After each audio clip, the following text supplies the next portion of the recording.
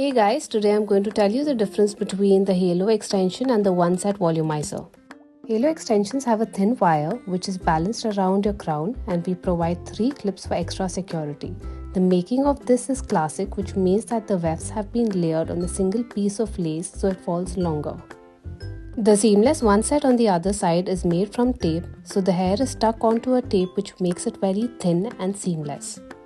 The halo I'm holding is 18 and the one set is 16, but you see the difference in length and volume? It's because of the layering of the wefts in halo which makes it fall longer. Also, the volume of the halo extensions is more than the one set because in the seamless extensions we can't put in too much hair as the tape would then resist it and the hair would start falling out.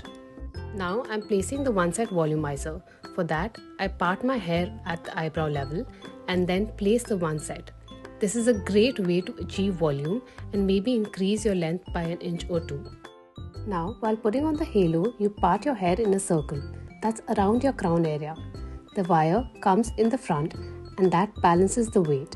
You can also use the clips for extra security. So I would like to conclude by saying that the halo extension is great for adding length and volume, whereas the one set volumizer is purely just to add volume to your hair.